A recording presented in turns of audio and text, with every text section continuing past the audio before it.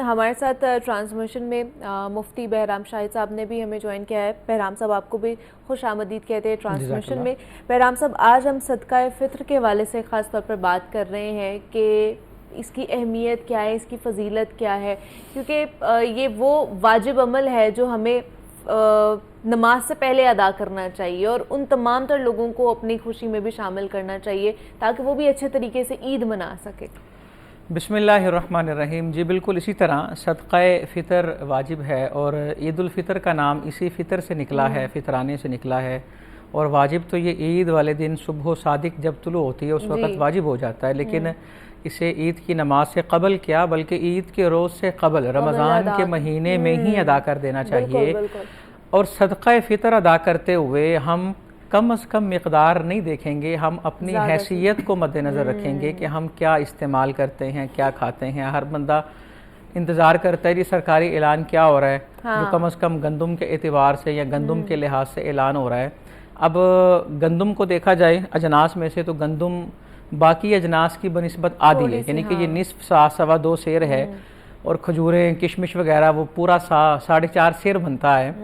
تو اس کی وجہ کیا ہے؟ اس میں خاص وجہ یہ ہے کہ جس وقت صدقہ فطر کی تفصیلات آ رہی تھی نا, اس وقت اس معاشرے میں گندم جو ہے بڑی مہنگی ہوتی تھی اور باقی چیزیں عام ہوتی تھیں, تو اس لیے گندم کو ذرا کم رکھا گیا اور باقی چیزیں زیادہ رکھی گئی.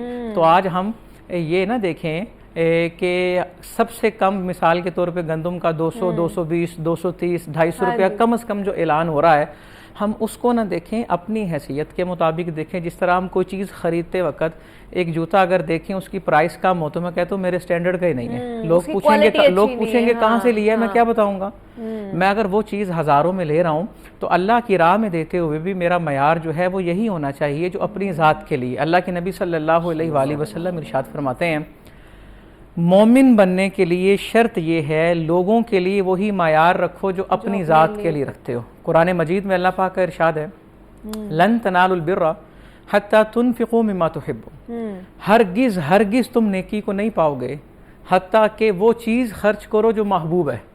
یعنی کہ محبوب چیز خرچ کرنے پر نیکی. محبوب کا مطلب ہے جسے خرچ کرنے کا دل نہ کرے.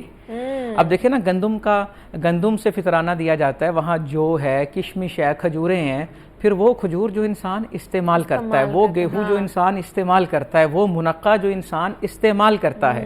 اب دیکھیں ایک آدمی آٹا کھاتا ہے چکی کا, اور بڑی برانڈڈ چکی کا وہ آٹا کھاتا ہے, اور اب وہ اس کی قیمت کے مطابق نہیں فطرانہ دے رہا ہے, وہ سرکاری آٹے کی قیمت کے مطابق دے رہا ہے. تو یہ صرف اپنے آپ کو سمجھانے والی بات ہے. یہ ذہنی غربت ہوتی ہے کہ انسان کم سے کم کی طرف آئے. اگر ہم ذہنی لحاظ سے دیکھیں تو اللہ پاک کی راہ میں مال دینے سے کم نہیں ہوتا, بڑھتا ہے. رئیس المفسرین علامہ فخر الدین رازی رحمۃ اللہ تعالی علیہ, بہت بڑا نام ہے, آپ لکھتے ہیں کہ اس آیت کی تفسیر میں کہ مال بڑھتا کیسے ہے. زکوٰۃ کا معنی بھی لفظی مطلب تو بڑھنا ہے اس کا.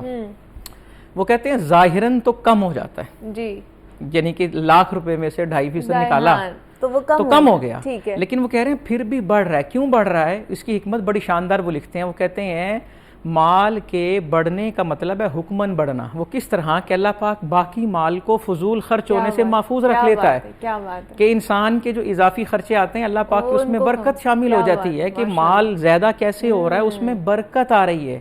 انسان کثرت سے سیر نہیں ہوتا, برکت سے سیر ہوتا ہے. بعض اوقات 4 روٹیاں کھا کے بھی پیٹ نہیں بھرتا, اور بعض اوقات ایک کھا کے انسان سیر ہو جاتا ہے. اللہ کے نبی صلی اللہ علیہ وآلہ وسلم نے بڑا خوبصورت اصول دیا. فرماتے ہیں 2 لوگوں کا کھانا ہو, تیسرا آ جائے, وہ کھلے دل سے کھائیں تو تینوں سیر ہو جائیں گے. 3 کا ہو, چوتھا آ جائے, وہ کھلے دل سے کھائیں تو سارے سیر ہو جائیں گے. تو اللہ کی راہ میں یہ چیزیں دینے سے کم نہیں ہوتی بلکہ بڑھتی ہیں. قرآن کہتا ہے کوئی بندہ ایسا, یہ مفہومی ترجمہ عرض کر رہا ہوں, جو اللہ کو قرض حسنہ دے اور اللہ سے اس کو اچھے انداز میں واپس لے. اب دیکھیں نا, اللہ کو قرضہ دینے کے مترادف ہے کہ انسان جب دے رہا ہے اللہ کی راہ میں تو یہ ایسے ہے جیسے اللہ کو قرضہ دیا. اور قرآن پاک کی آیت ہے وَيُرْبِي الصَّدَقَاتِ, اللہ پاک صدقہ صرف قبول نہیں کرتا بلکہ اس کی پرورش کرتا ہے. انسان نے 1 روپیہ اللہ کی راہ میں دیا ہوگا تو قیامت میں جب وہ ملے گا تو وہ ایک پہاڑ کی صورت میں ملے گا. ہم کسی چیز کو پرورش کریں تو وہ گروتھ کی طرف آتی ہے, اور جس کی پرورش وہ کرے جو رب العالمین ہے. تو ہمیں اللہ کی راہ میں جب دینا ہے تو بڑے اچھے انداز میں. اچھے اس حوالے سے کچھ لوگ یہ سوال پوچھتے ہیں کہ ہم نے سنا ہے کہ صدقہ فطر یہ روزوں میں جو کمی کوتاہی ہوتی ہے یا روزے لٹکے رہتے ہیں ہاں جی اس کی وجہ سے وہ پورے ہو جاتے ہیں. جی جی تو وہ کہتے ہیں جی چھوٹے بچوں کا کیا قصور ہے جی, ہاں معاذ اللہ, چھوٹے بچے تو روزے رکھتے ہی نہیں, ان پر فرض نہیں ہے, ٹھیک ہے تو ان کی طرف سے باپ کیوں ادا کرے؟ ہاں نابالغ کا تو باپ کی ذمہ ہے نا, جی، بالغ اولاد جی، خود وہ ذمہ دار ہے, خود بیوی خود ذمہ بالکل، دار ہے. ہاں تو اس کا جواب یہ ہے کہ دیکھیں بچے نے روزہ نہیں رکھا, ٹھیک ہے اس کا مطلب ہے وہ ایک سعادت سے محروم تو ہے نا. ٹھیک ہے